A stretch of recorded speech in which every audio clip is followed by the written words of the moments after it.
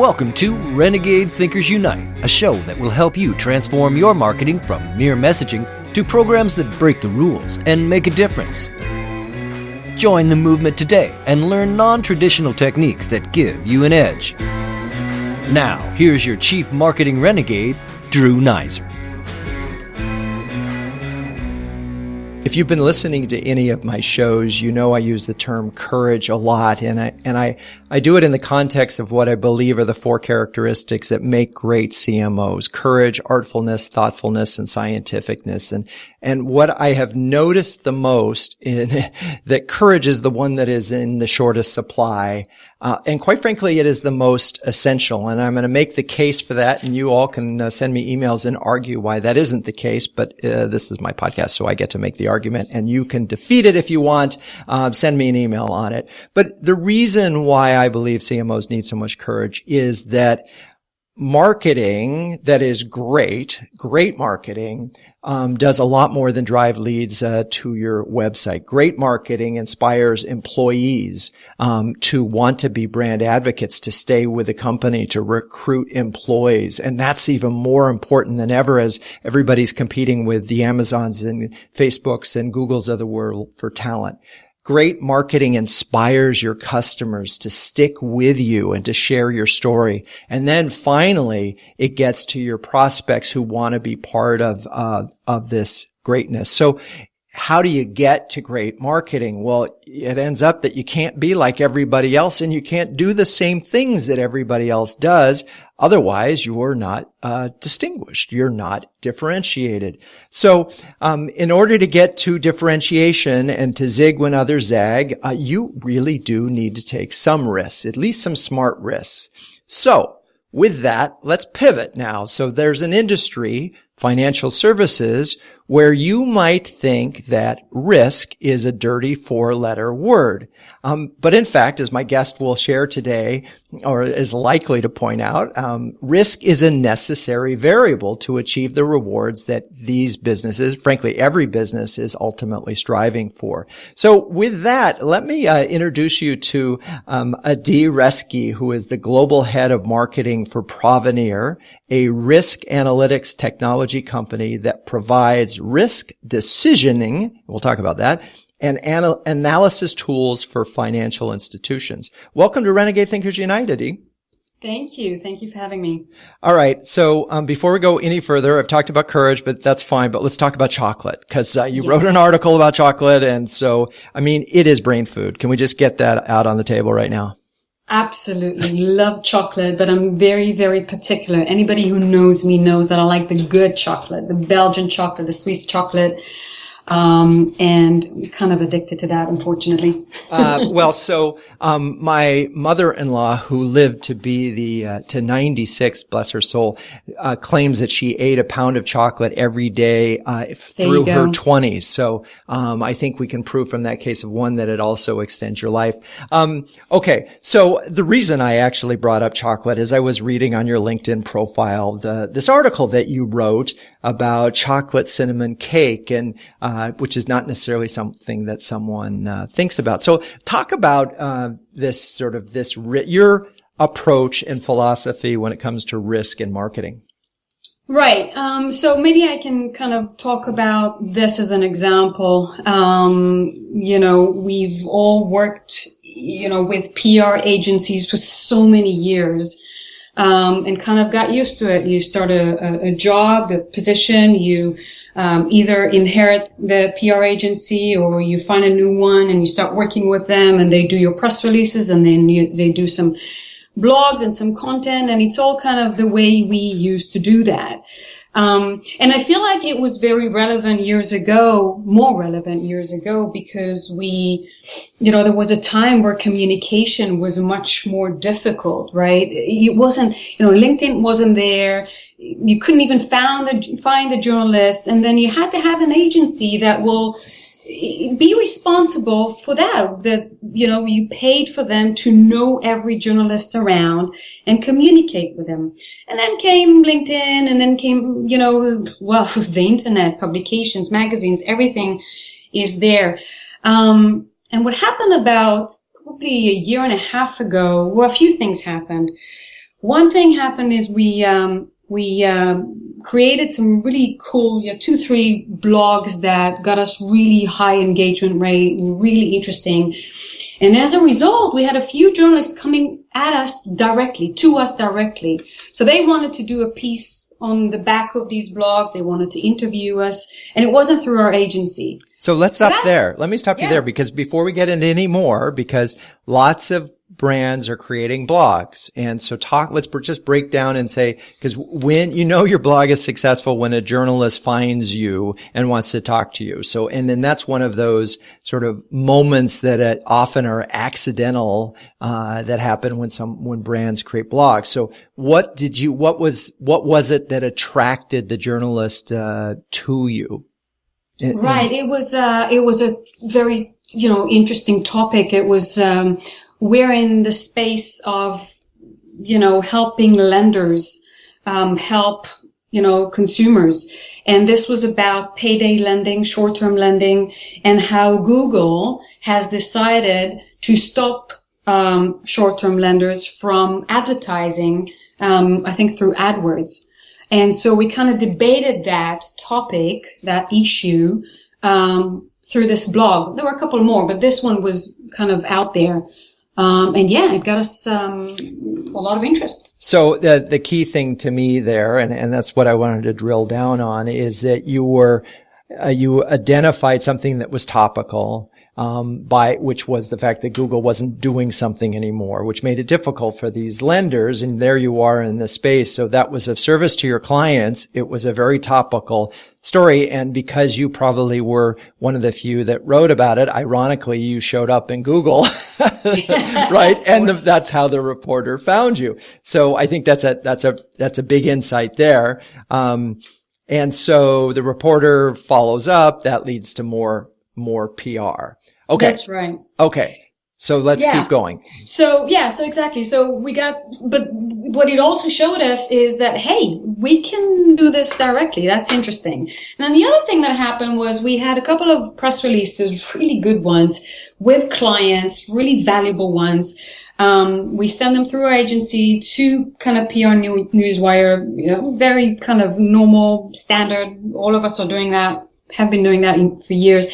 But we didn't get much result out of it. It was kind of the local newspapers, and, one time we got this kind of military publication and whatnot. And I didn't see enough of the FinTech journalists take an interest. And when I dug into it, I thought that maybe they missed it. They didn't see it at all.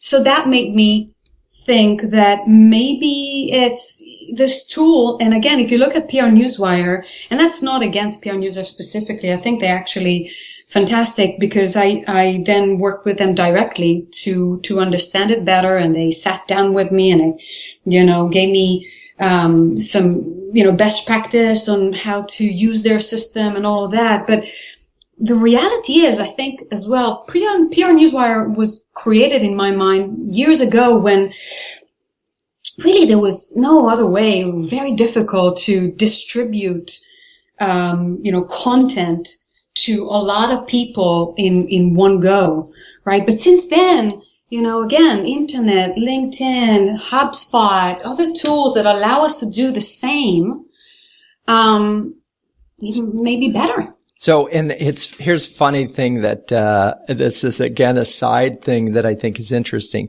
So you write this post, and in the post it happens to say that, you ended up doing a press release on your own, not through, as a test, and it did better than PR Newswire. So, and we'll talk about that in a second, but what's funny is, of course, PR Newswire immediately sees this because they have, little, search mechanisms that, search alerts, probably from Google as well, that would say anytime anybody writes about them. So you ended up getting a wonderful editorial because they had essentially lost a customer, and, it goes back to Jay Baer saying, hug your haters. So they were smart to reach back to you, but you also got benefit because maybe you weren't using the platform as well as you could. So it's sort of funny. Sometimes, some of us are, a lot of people say be nice and don't take stands on, don't criticize products or services out there. But it happened that in this case, there were a lot of win-wins. So it didn't really go that way. I would never criticize them online. So it didn't go that way. It only happened. The way it happened was that, when we left the PR agency, I kind of had to go directly to PR Newswire to kind of, do it directly with them. And that's how I've learned. But even then, when I did it directly, it just didn't give us the right results. Okay. And that's why we decided to take it in-house and do something else. Okay, so let's talk. So you essentially decided to take it in-house, and what was the sort of in terms of doing this now? What because now suddenly you have to get this press release out there to the right target. Right. It's a lot of work, right? It is. It's a lot of work initially. So the first one we've done, Drew, I lost a lot of sleep and I think I got a lot of gray hair. There was a lot of, initial work, because what do you need, right? So we started looking at this as a recipe. We've got these ingredients, right? So we need a press release. We need some content. We need a good list. We need a good list of, people, bloggers, influencers. So it's not just journalists, is it? We need, Twitters, influencers on Twitters, influencers on LinkedIn groups. So we looked at it very wide, maybe wider than just PR Newswire, because we all know it's not just the journalists these days that are influenced. And we created a database, a spreadsheet, a source, for all of these, people that we're going to touch. And then we put it as a campaign. We've done campaigns so many times. What do? You create a target list, right? We happen to use HubSpot, but all the other tools, I'm sure other people are using other tools. We loaded up, we, created the right, email, campaign for these people. We subsequently, got some feedback from some of them, so we changed it the next time, and we were a bit more direct. So, for example, the first time we put a link to the press release. The second time we put the story in the body of the email, because some journalists told us that they actually don't have time to do that. So, we got some feedback, and that's something that you do when you work so directly, one-on-one with these people. And we managed it just like any campaign. So if you think about follow-ups and back and forth and then, calls and all that kind of stuff. Hey, it's Drew. I wanted to use this break to ask you a single question.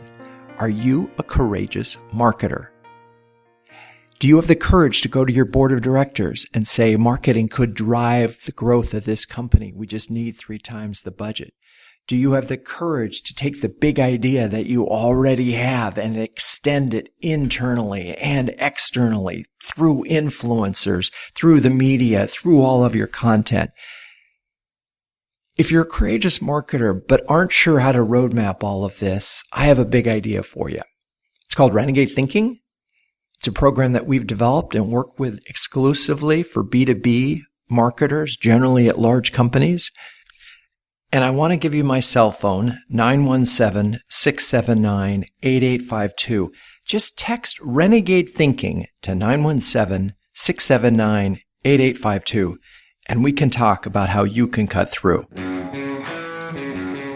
So let's break some of these things down. We talked about, let's just start, so you draft the press release, and then you said you created some content. Let's be specific. What did you create? And what in what mechanism? So if they click on a link in the release, they come back to your website to find something else? Absolutely. And also, so this particular release was about a challenger bank that we've signed with. A challenger bank is a kind of a new type of banks that start almost like a FinTech company. So what we've done is we created a few assets underneath that press release. We had a white paper around challenger banks. We had a couple of other assets, and we created a whole kind of, a campaign where people can convert on different things and discover, more information. Okay. So, and there's several important points here, because this is a lot more than a press release. This is the beginning of a conversation, and the conversation doesn't begin and end with the information that you put in the email to all these folks. The email was the way of sort of saying, hey, come look over here. There's some bright, shiny object. There's something cool. You had a unique story, and that Challenger Bank is sort of a new notion. And then you bring them into the website, which, the white paper, of course, everybody has that, and that's for some people at certain stages of the thing. What did you find were there some elements of surprise in terms of the content that was consumed as a result of this that sort of surprised you? Oh, people like this instead of that. Not in this campaign. We had a recent campaign. We're always surprised, by, different things. So we had a recent campaign, and sometimes we play with visuals. Visuals are so important today, as you know. And it was, we work with LinkedIn, directly. We have an account manager there, and they gave us a few tips on how to run a sponsored campaign. And we were using 2 or 3 versions of visuals, and one of the visuals was of a beautiful unicorn illustration. And it's just stupid. It looks like a kid's kind of comic book thingy. But, out of the 3 or 4 pieces, all of them had 1% engagement rate. This one had 4% engagement rate, right? So, and this was a surprise. So you never know. Sometimes you put stuff out there and you never know. And all of a sudden you get huge engagement, and it's kind of silly, but you learn from it. So now we're using more illustrations. There you go. More illustrations and more unicorns, because there you go.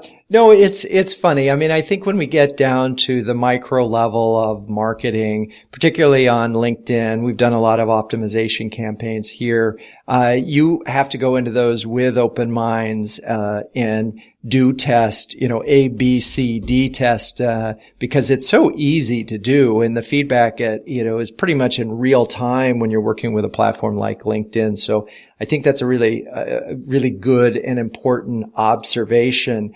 Let's talk about from an evaluation standpoint, because you could get stuck with just looking at, 4% engagement rate, and that's nice. But at the end of the day, what matters is, did you get any new qualified leads that you were eventually able to sell, your services into? That is super important for us, Drew. So every year, the beginning of the year, we set the goals for marketing. And against every goal, we ask ourselves, what does success look like? So if we want to increase, inbound leads, inbound opportunities, what does that mean? What number should we put against it?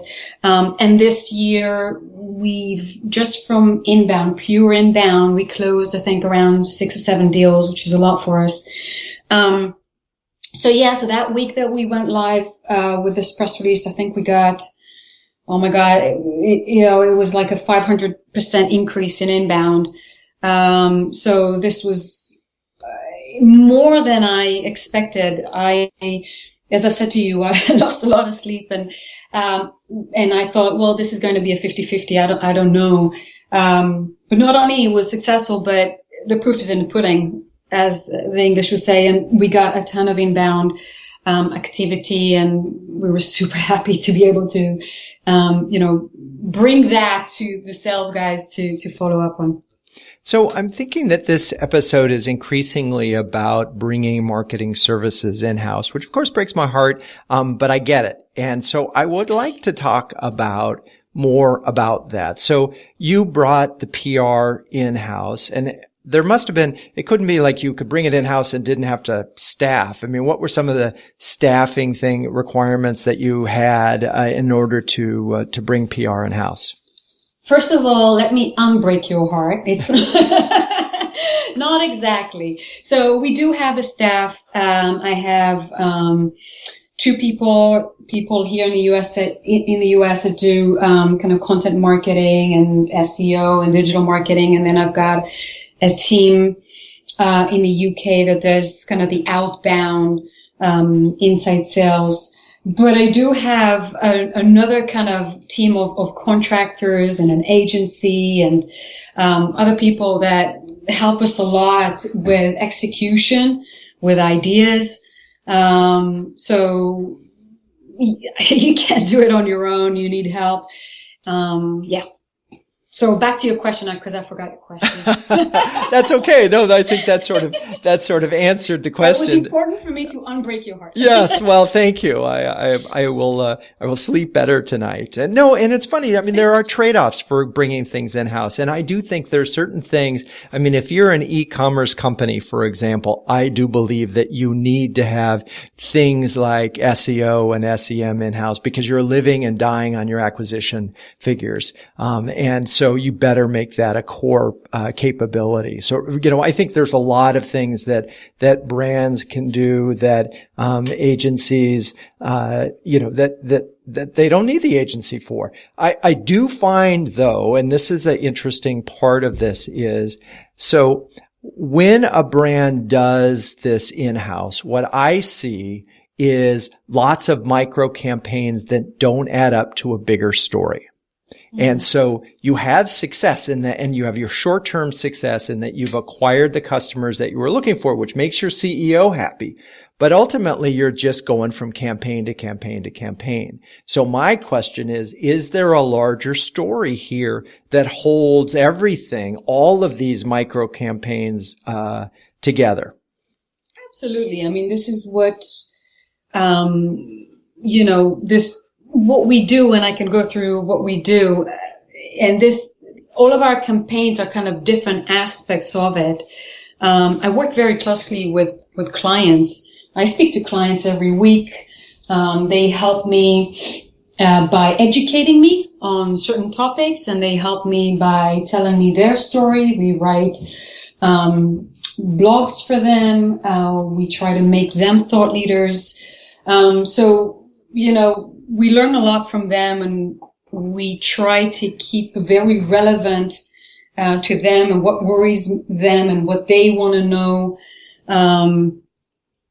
Something that I'm very passionate about. What we do in general. So let me interrupt you for a second because we need to sort of take a break.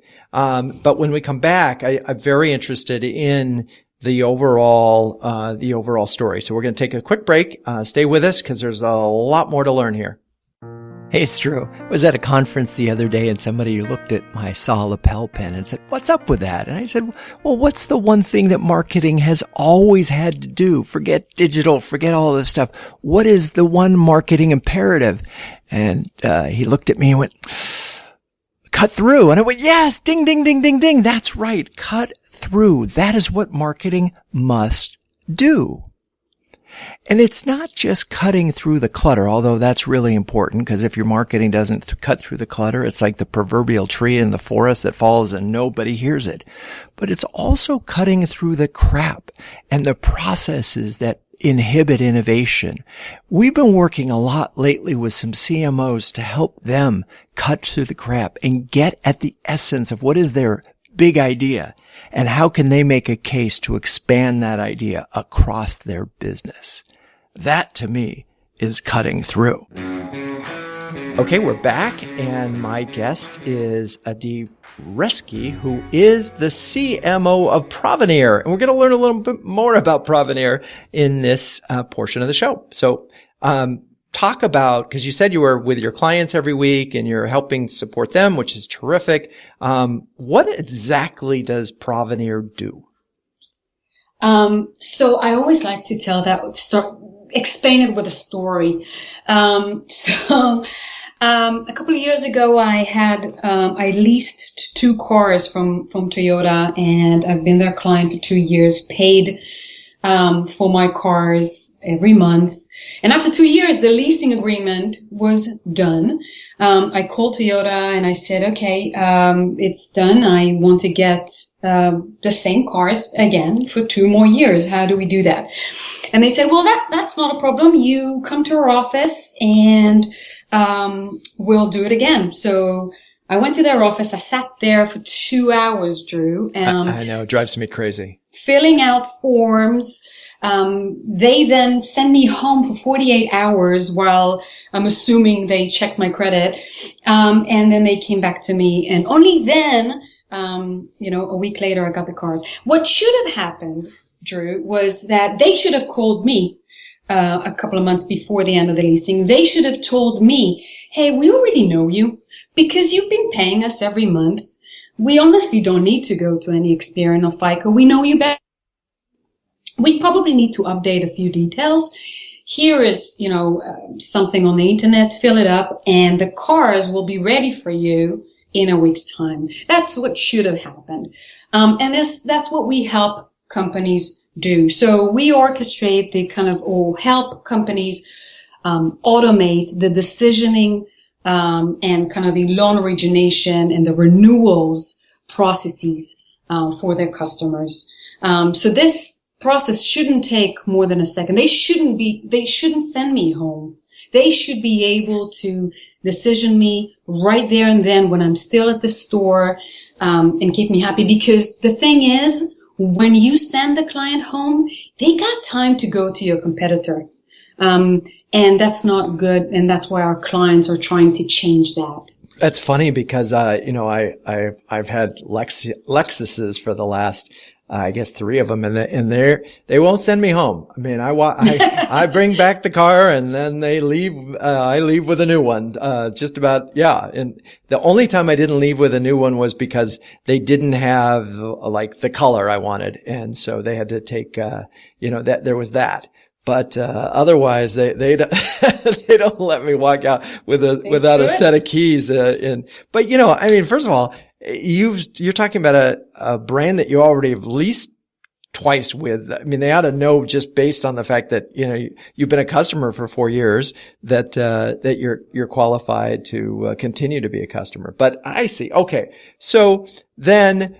So now that I understand what you all do, you're basically taking, a lot of the annoyance out of the sort of the financial sort of exchange process between banks and their customers, making it, in many ways easier to get a loan. So you're consumer friendly. But the ones that really benefit your customers are the lenders, right? And the folks that are giving the money.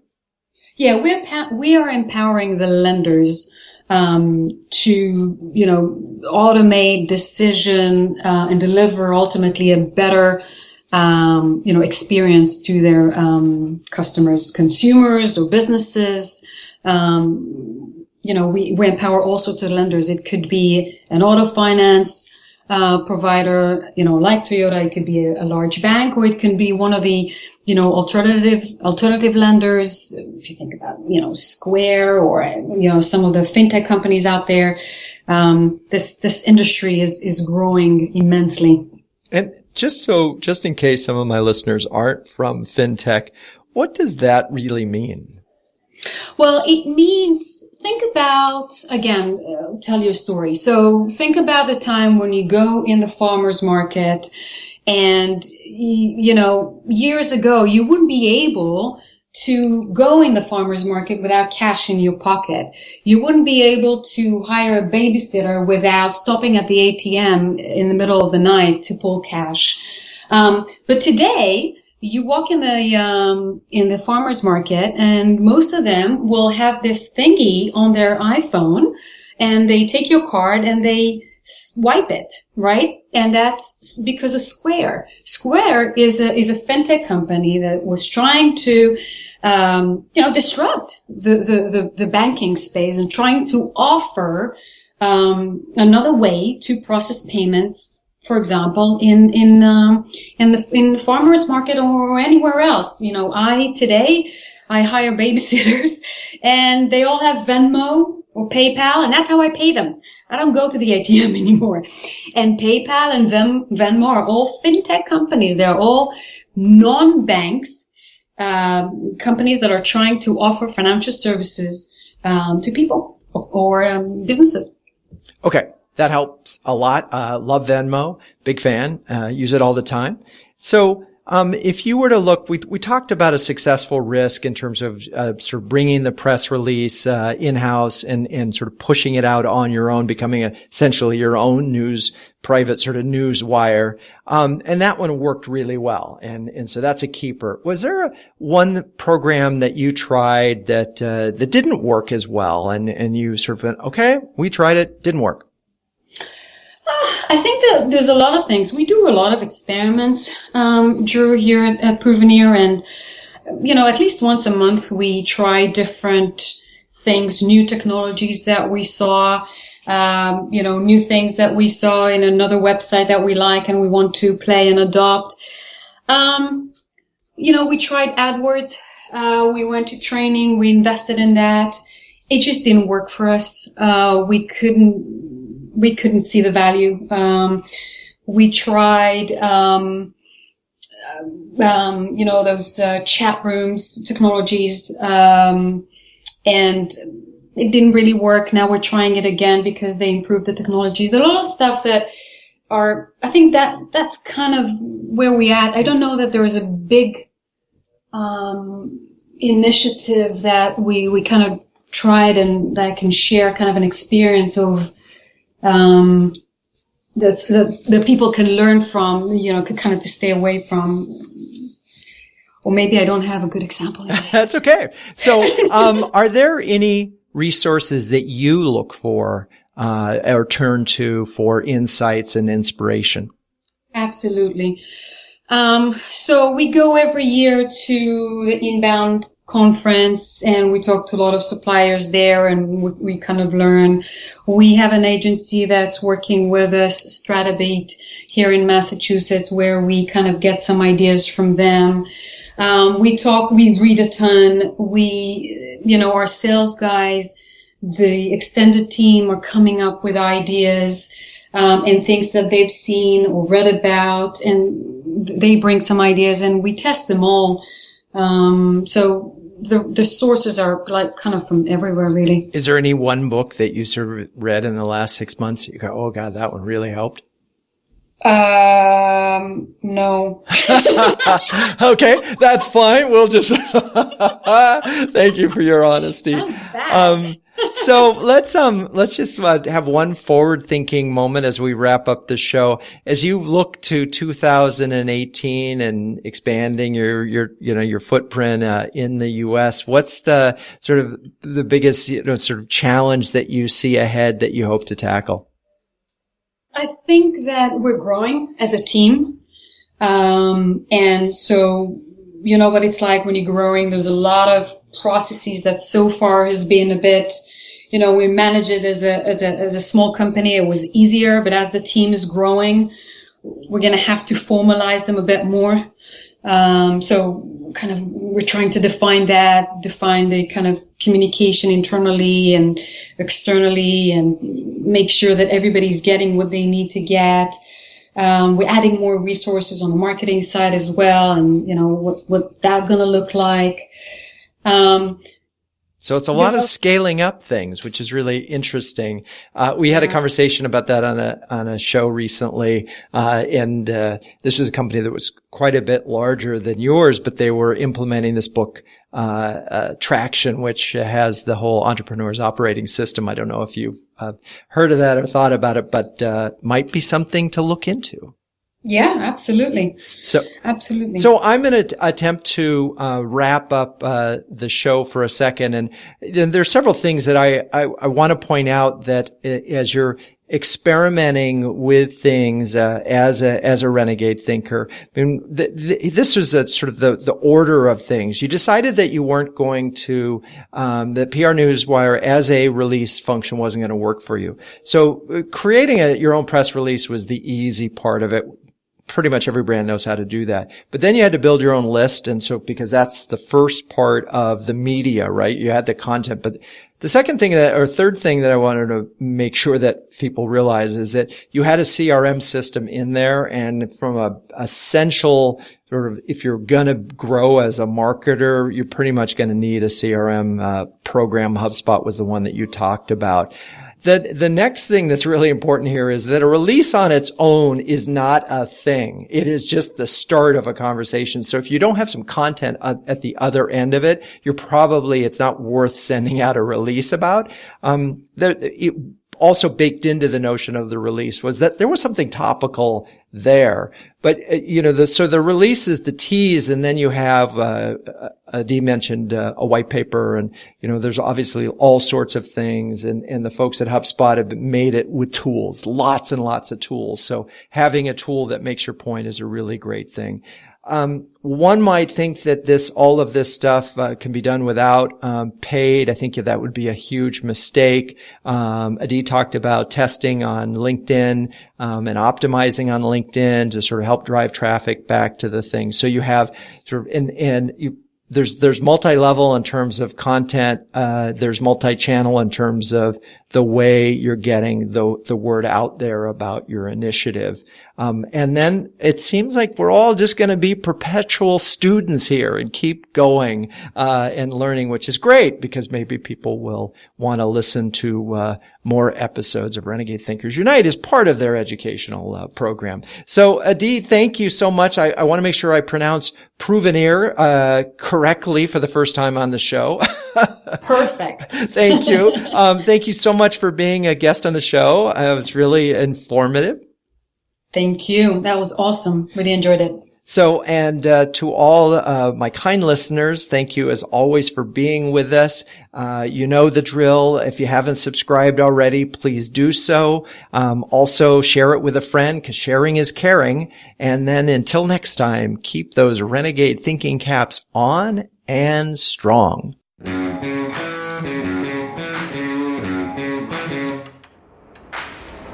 This has been Renegade Thinkers Unite, but it doesn't end there. Just go to renegadethinkersunite.com for more and subscribe to the show. That way, you'll never miss an episode.